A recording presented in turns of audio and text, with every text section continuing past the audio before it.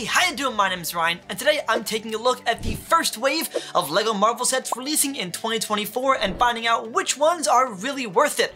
And to do that, I'm playing stud or dud. Now, the rules are quite simple. Studs you want to buy, duds not so much. As always, this is just my opinion. If you want to buy all or none of the sets, that's totally fine, be my guest. I just hope you use videos like these to make smarter buying decisions. And one more thing, I'm only looking at the LEGO Marvel mainline sets, not the 4+ line. And with that out of the way, let's get on to set number 1, Venom Mech Armor versus Miles Morales. 134 pieces, $15, and 2 figures. This set is so derivative. I'm pretty sure it's our second LEGO Venom mech suit and third if you count the buildable figure. And there really isn't anything all that different. It looks almost identical to the previous mech, barring a couple few details.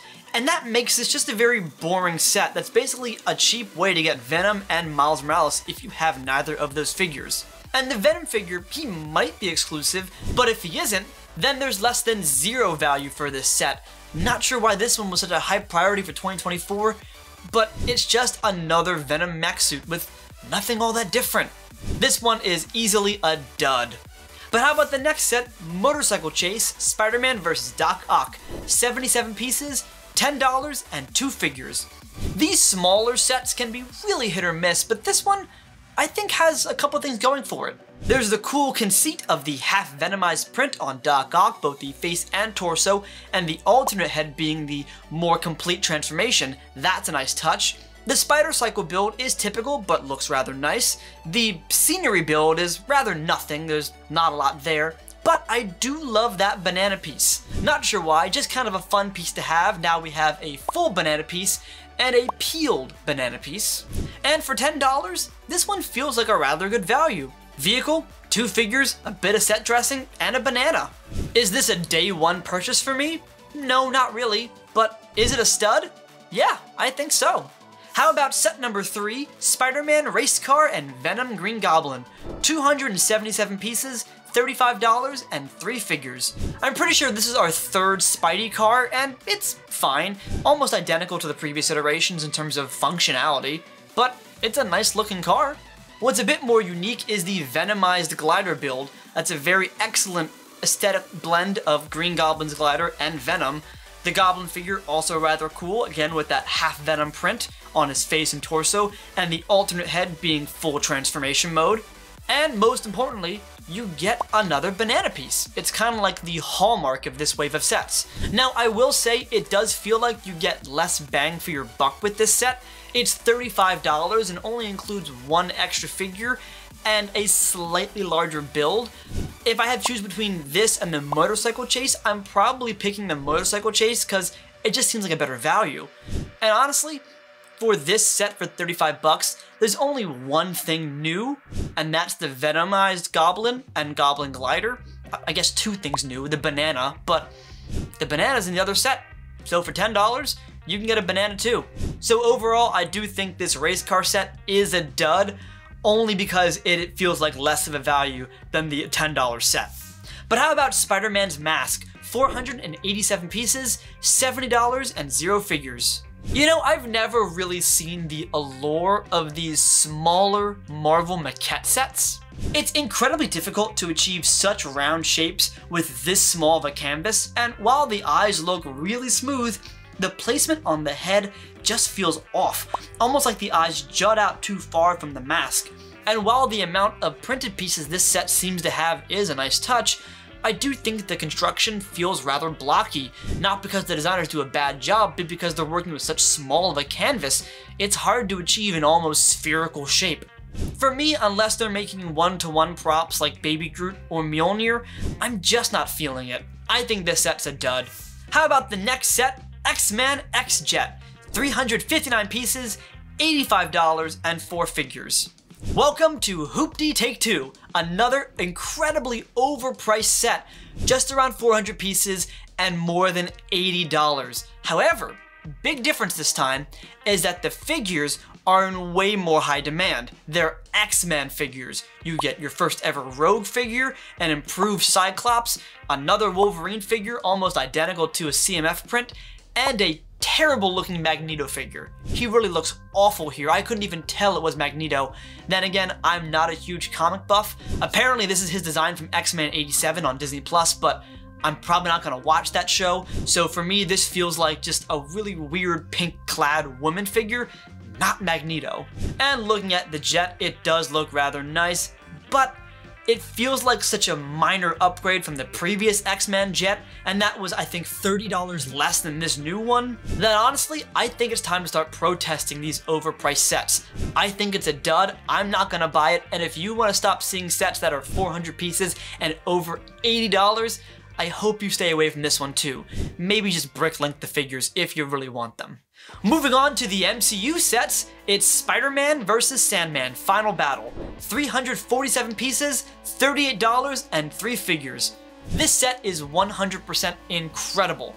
Not only do we get our first ever Lizard minifigure, not only does it look fantastic, not only do we have a great Sandman build with a printed head, but this set can combine with the previous Spider-Man No Way Home Final Battle to create the ultimate Statue of Liberty vignette.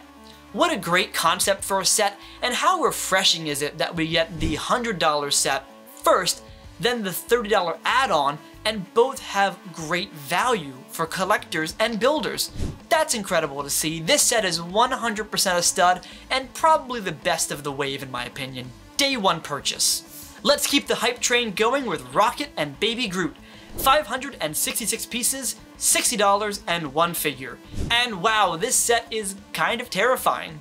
I think the buildable figures really only worked with Baby Groot and Ant-Man, as this one just feels off. The construction seems nice, but the face has this wild, crazed look to it that, yeah, rather terrifying. We do get a nice Baby Groot minifigure though in his Ravager outfit, although the proportions seem kind of off here. Baby Groot compared to this size Rocket build wouldn't be a minifigure, he'd be closer to a big fig I think, in terms of scale. It's kind of like the first Groot build versus the Rocket Raccoon minifigure.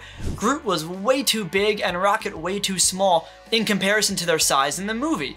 This one just feels like they wanted to include an exclusive Groot minifigure so you buy the set. But Bricklink exists for a reason, and I think this set is kind of a dud. But how about Rocket's other appearance in this wave, Rocket's Warbird vs. Ronin. 290 pieces, $38, 2 figures. Here we have a decent looking ship build with some tweaked exclusive figures. We get Rocket Raccoon in a revised Guardians 1 look and Ronin the Accuser. Although the Ronin figure includes the newer hood piece with the weird cape, as opposed to the incredible custom helmet mold used in his original incarnation. So kind of a downgrade there, but it is nice if you never had a Ronin figure, now you can get one for rather cheap. The rapid fire shooting on this ship is a nice touch, but the main question of this set is why? I'm not sure why this set had to be made in 2024. Like, if we're going back to older Infinity Saga movies and making sets, why not go back to movies that have no sets? Like the first Thor movie, the first Captain America movie, Thor the Dark World, Captain America Winter Soldier, maybe an Iron Man 2 set with the race car and the Tony Stark race suit. Why Guardians and why this weird Rocket Warbird ship? I mean, look, is it a bad set? No, it's definitely more so on the stud side, but I'm just not sure why this set had to exist. And speaking of questionable sets, we have our last one, the War Machine Mech Armor. 145 pieces, $15, 1 figure. I have one question. Why do I like this mech suit set? The build makes sense and looks rather nice with this sort of armored bulk up War Machine. The figure looks fantastic. I do think there's enough value here for $15. Do I like mech suits now? Like, is this the turning point where I'm going to enjoy Marvel mech suits? I'm not sure, but if LEGO makes more of these kind of sets, mech armors that make sense, have great figures, have enough value for 15 bucks, I think I might like mech suits now. Shoot, okay, this one's a stud. So if I'm looking at all the sets that are releasing on January 1st, 2024, my top purchases are Spider-Man vs. Sandman Final Battle, Rocket's Warbird vs. Ronin, the War Machine Mech Armor, and the Motorcycle Chase Spider-Man vs. Doc Ock. As for figures to buy separately, I think the X-Men are certainly worth it, maybe minus Magneto and Wolverine, and I think Baby Groot from the buildable rocket set is very much worth it. So there you have it, my thoughts and picks on the first wave of LEGO Marvel sets coming out in 2024. What's your favorite set of this wave, and what Marvel sets do you hope we get in the next year? Let me know in the comment section down below. And as always, if you like this video, be sure to subscribe to the channel, and thanks for watching.